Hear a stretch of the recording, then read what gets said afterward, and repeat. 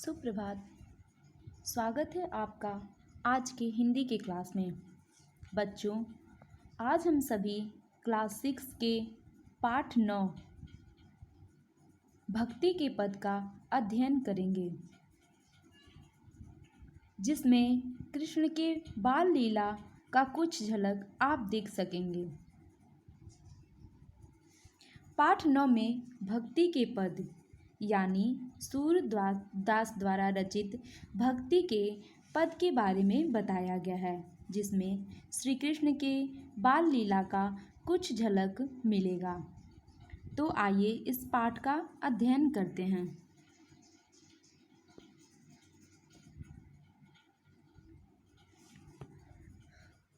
पाठ की शुरुआत से समय हम सबसे पहले कुछ कवियों के नाम जानेंगे जो हिंदी साहित्य में लोकप्रिय थे।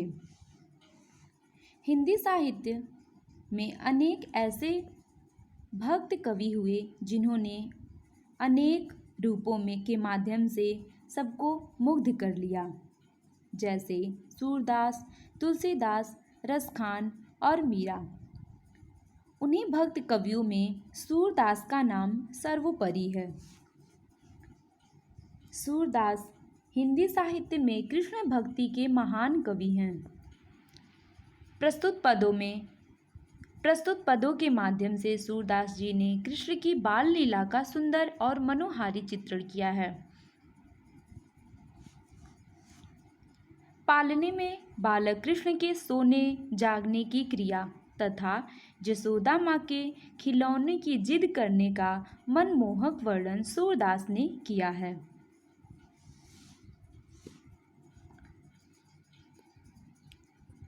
तो आइए पहले पद को पढ़ते हैं। जसोदा हरि पालने झुलावे, हल रावे दुलरावे मल्हावे, जोई सोई कछु गावे। मेरे लाल को आओ निंदरिया, काहे न आन सुनावे। तू काहे नहीं बेगही आवे, तो को कान्हा बुलावे। कब हूँ पलक हरि मूंद लेत हैं, कब हूँ अधर फरकावें। सोवत जानी मौन वै के रही, करि करि सैन बतावें। इति अंतर अकुलाई उठे हरि, जसुमति मधुर गावें। जो सुख सूर अमर, मुनि दुर्लभ, सो नंद भागिनी पावें। यह पहला पद है। इस पद में कृष्ण के शयना अवस्था का वर्णन किया गया है, यानी जब वह सोने की अवस्था में होते हैं, सोने के लिए जाते हैं, तो वह क्या क्या क्रियाएं करते हैं, कैसी क्रिया प्रक्रिया करते हैं, इसका मनोहारी चित्रण सूरदास ने किया है। इस पद में मैया यशोदा श्री कृष्ण को सुलाने जाती हैं। सुलाने की अवस्था में श्री कृष्ण जो प्रक्रिया करते हैं उसी का वर्णन किया गया है। जसोदा हरि पालने झुलावे। सूरदास जी कहते हैं कि मैया यशोदा कृष्ण को पालने में झुला रही हैं। हरि पालने, हरि मतलब कृष्ण भगवान, पालने मतलब पालने में, झुलावे मतलब झुलाना, कृष्ण को पालने में झुला रही हैं। हल रावे दुलरावे मल्हावे, जोई सोई कछु गावे। हल रावे मतलब हिलाना। कभी वह क्या करती हैं, पालने को हल्का कर देती हैं, हल्के से हिलाती हैं। दुलरावे, और कभी वह कृष्ण को प्यार करती हैं, दुलराती हैं। जोई सोई कछु गावे, ऐसा करते हुए उनके मन में जो कुछ भी आता है वह गुनगुनाती हैं। मेरे लाल को आओ निंदरिया, काहे न आने सुनावे। कन्हैया को तब मेरे लाल को आओ निंदरिया, और वह निंदिया की अवहेलना करते हुए कहती हैं कि हे निंदिया, तुम मेरे कान्हा को क्यों नहीं आती, काहे न आने सुनावे, और उन्हें आकर के क्यों नहीं सुलाती हो। तू काहे नहीं बेगही आवे। हे निंदिया तू कावे क्यों नहीं बेगही मतलब तेजी से जल्दी से आवे आती हो। तो को कान्हा बुलावे देखो तुम्हें कान्हा बुला रहा है। मैया यशोदा श्री कृष्ण को सुलाते समय नींद से कहती हैं कि हे निंदिया तू जल्दी से क्यों नहीं आती है, देखो तुम्हें कान्हा बुला रहा है। कबहू पलक हरी मूंद लेत हैं कबहू अधर फरकावें। फिर भी इतना वह कहती हैं, गुनगुनाती हैं, तब भी कृष्ण को नींद नहीं आती है। और यशोदा के यह कहने पर जब वह कहती हैं कि तू नींद क्यों नहीं जल्दी से आती, ऐसा कहने पर कान्हा अपनी पलकों को मूंद लेते हैं।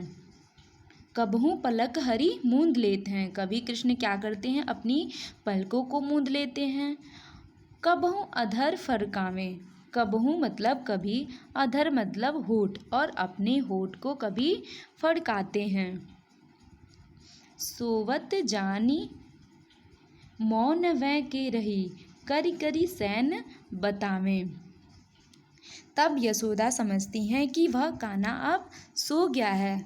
जब कान्हा अपनी आंखें मूंद लेते हैं और होठों को फड़काते हैं तो मैया यशोदा को लगता है कि कान्हा अब सो गया है। तभी कुछ गोपियाँ आती हैं और वहाँ आती हैं। सोवत जानी मौन हमें के रही, और श्री कृष्ण को सोता देख करके कहती हैं गोपियों से, उन्हें संकेत करते हुए शांत रहने को कहती हैं। करी करी सैन बतावें मतलब उन गोपियों को मैया यशोदा सैन शांत रहते हुए इशारे से कहती हैं कि तुम सभी अब शांत रहो क्योंकि कान्हा सो गया है। जो सुख सूर अमर मुनि दुर्लभ सो नंद भागिनी पावें।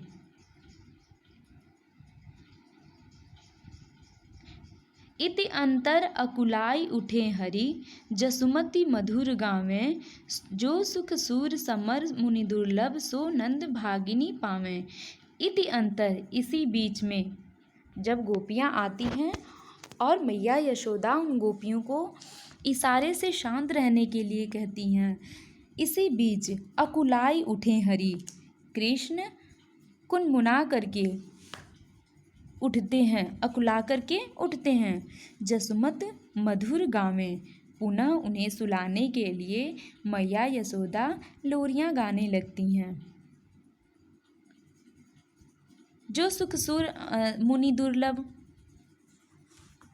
सूरदास कहते हैं कि नंद की पत्नी का भाग्य बहुत ही अच्छा है, सराहनीय है। उनके भाग्य का सराहना करते हुए कहते हैं कि जो नंद की पत्नी यशोदा हैं उनकी भाग्य सराहनीय है, क्योंकि ऐसा सुख तो देवताओं और ऋषि मुनियों को भी दुर्लभ है।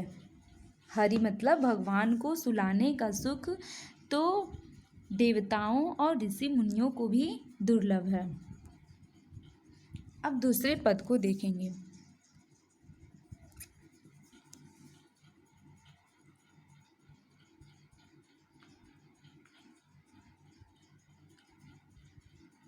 मैया मैं तो चंद्र खिलौना ले हूँ, जौ हूँ लिटी धरनी पे अबहीं, तेरी गोद न आई हूँ।